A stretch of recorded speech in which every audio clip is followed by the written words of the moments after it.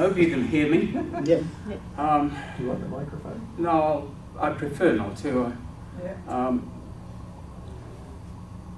First of all, Peter's given me some good information this afternoon about how to run a reunion, because early 2018 I'm going to attempt to do the same thing in Melbourne. Wow. And it'll be somewhere around about March or April, when the weather is generally pretty good down there. And I'd like to invite everybody here to come along and make it a bit of a holiday. I think there's a lot to see there. I haven't organised a venue at this stage, a little bit too early. I've been in contact with a number of people, ex-Little Brothers in Victoria and the Riverina, and the thoughts are fairly confident, you know, about it. They're quite interested. They want to know some detail about it. So it's going to be probably March, April. So we have a wonderful immigration museum in Melbourne. If you haven't been there, it's astonishing. It most likely will run it at the RACV Club, which is only a couple of blocks away from this immigration museum. So we'll have, there's plenty of places, accommodation there. The RACV has accommodation as well. So please put it in your diary. It'll be on the computer. You'll get the information as it comes through, probably somewhere around about February. Now, I was asked to talk about my favourite subject, which is meat. And I thought, well, I first of all thought, Sounds like it's pretty general. you know, what caused me to be one of the Little Brothers, or they're here today? On average, there were 250 of us left England for Australia over the 50 years that the movement operated. And we were one of those.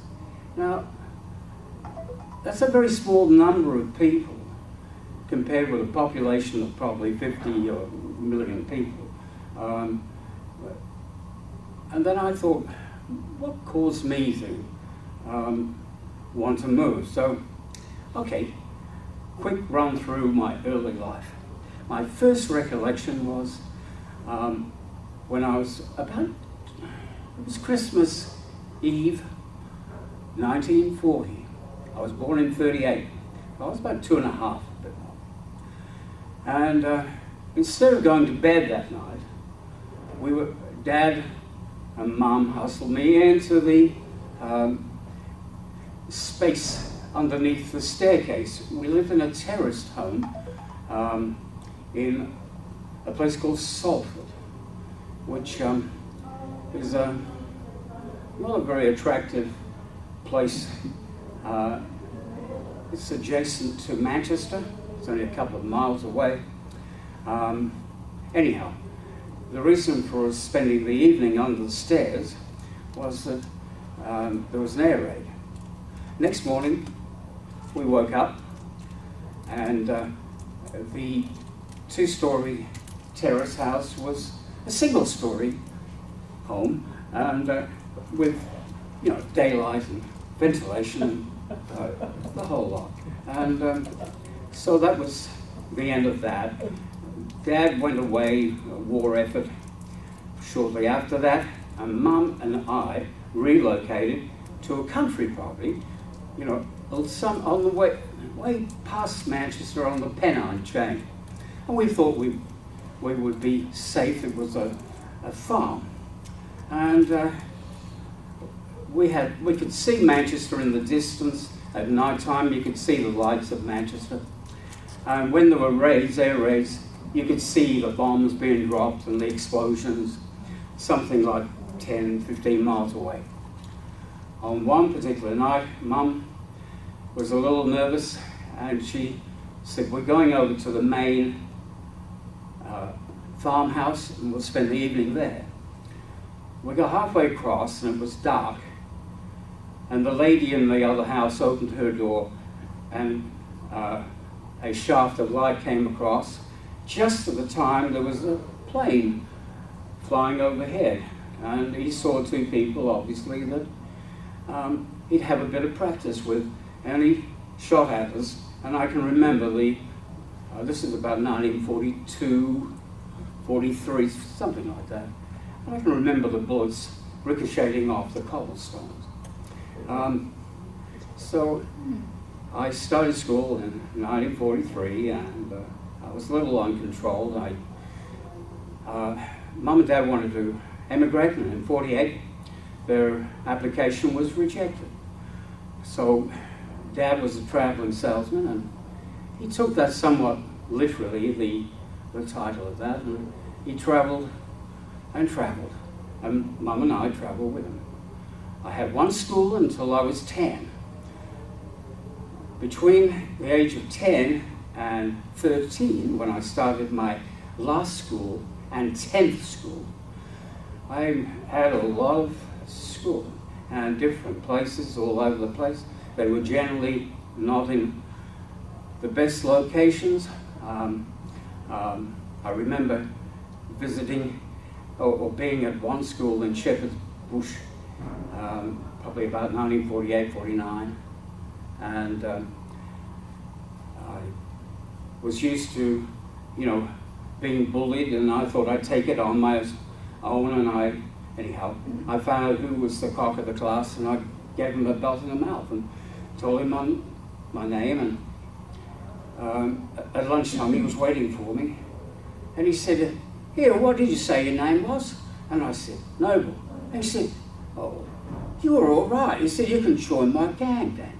And so he took me up to the high street, and he said, "Just do what we do." And 3 or 4 of them were shoplifting. So that was the sort of life that I had. When I left school at 15, I went to be an underground coal miner. I couldn't stand up all day because the coal face was at about this level.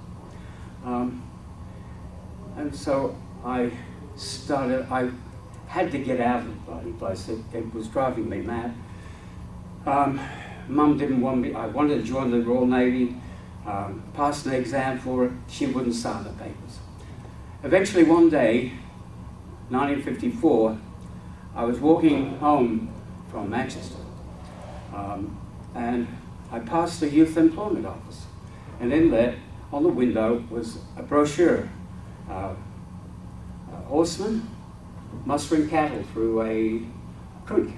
And it said, "This could be you if you were 16 or 17 years of age." I went in, asked for the forms, and I took them home, filled them in. Mum said, "What are you doing?" I said, "I'm filling forms in." And she said, "I know that, but..." I said, "Well, okay, it's for the Big Brother movement." And eventually she signed it. And within 2 months, I was on a ship. I didn't get time to think about it. And I'm not quite sure that the recruitment process was all that good. I put my name down to be a farmer. Now, we had an excellent presentation earlier from our awardee there, and he told us what a farmer was. That's exactly what I'm not. I'm the most unpractical person you could imagine. At woodworking school, my woodwork teacher got so frustrated with my efforts to make an aeroplane, looked remotely like it. He threw the piece of wood back at me and hit me on my head. Anyhow, my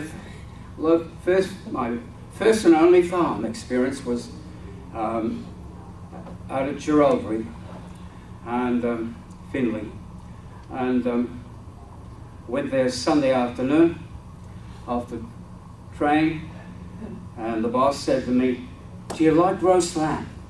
I said, "Oh yeah, I haven't had it for a long time, but yeah."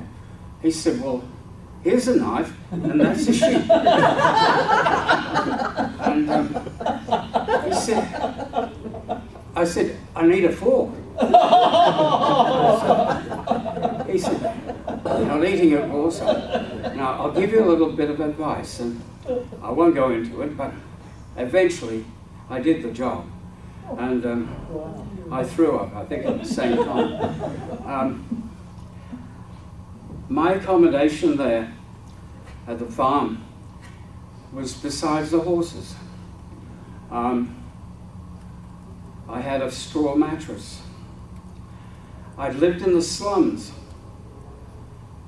I'd lived in places where I had to share a bed with my parents, but I'd never shared a bloody stable with a horse. And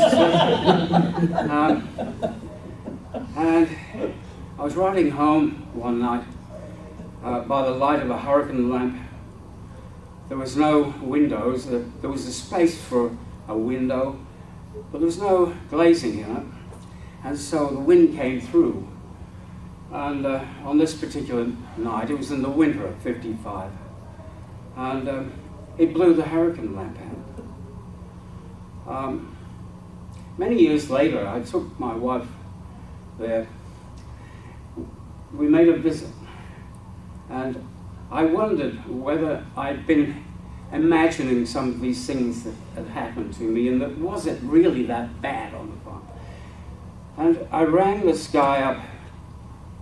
We were in Tocumwell, which wasn't far from the farm, and we went and visited. And it was just as I had imagined. I said, when you open the door, there's no floorboards for the first 3 floors. Then you've got to jump, and then there should be an iron bed and a straw mattress, and then the stable under. And it was just as it had been 60 years before, 50 years at that time. Okay, I left there, came back to Sydney, was given accommodation for a couple of nights at Gunning House. I thought, I didn't come here to be in Sydney, another city. Somebody had got in my ear along the way. Cane cutting was well paid. So I decided to hop on a train and go to Cairns. Much to the delight of the Big Brother movement, I'm sure they were glad to get rid of me. I told a guy there what I was doing, and he said, that sounds a bloody good idea. He just arrived on the same ship that I had been on. So it was only about 3 months' time since I'd arrived. And he arrived on the Strathnaver on the next trip of that ship. And so he said, I'll come with you if you don't mind. So we went up there, got a job, and cutting cane by hand. Hard work, but I was used to hard work. As long as I didn't have to fix something or, kill an animal or something. We did that, earned a bit of money. I was off, met some guys on the wharf down at Cairns. They were off ship, and they were Scotsmen. And we met up at a pub there. And I asked them where they were going next, and they said Vancouver. I said, oh, I'd love to go to Vancouver. They said, well, the old man's coming in, and the captain, for a drink shortly, and I'll introduce you. And so they did, and he said, well, have you got a passport? I said, no, I don't. He said, oh, shit. He said, I'll tell you what, think about it, but if you're at the ship at 5 o'clock in the morning, you can come with me as a cabin boy, but I'll have to drop you off just outside Vancouver Island. And then you might have troubles not having identity and things. I thought, oh shit, and enough bloody trouble as it is. The Big Brother movement don't like me, and I could imagine going back to England in total disgrace. So I went back to Sydney. We finished work up there. Worked on the Circular Quay Railway, Carl Express, that was all being built at the time. And I learned about an opportunity in Mount Isa. big money being made back in 55, 56 or whatever the hell it was. And I booked a train, and it took about 5 days to get there. I got there on a Sunday night.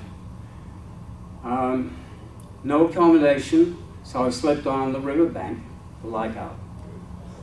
Next morning I went to the employment office, and they said, well, we're not hiring at the moment. We got a freeze on. And it was bloody hot there, I can tell you. I didn't know how we had a freeze on. But as the employment manager walked me to the door, he said, well, what have you done, son? Just in courtesy. And I told him. And eventually I got back to the first job I had, which was the coal mine, which I bloody hated. And he said, which mine did you work at? I told him. He said, who was your shift boss? He was a POM. He knew my shift boss. And he said, oh shit, you can start tomorrow. I know, he said, coal miners, this is soft mining. And he said, you'll be at home here. So I don't know what I was going to do if he hadn't said that, because I had no money. I was there for a year or two, made a lot of money. I was on contract. It was a very dangerous job. Many people were killed. I remember a mule train couldn't stop at the lift and went through the cage and went down with all the shift. They went 2,000 feet down. A lot of people died. A lot of people didn't put the harness on over the stope, and when anyhow, the drop is a long way down, where you put the ore trucks in there. So I did that for a while, and then I brought my mum in tragedy. Mum, she arrived, and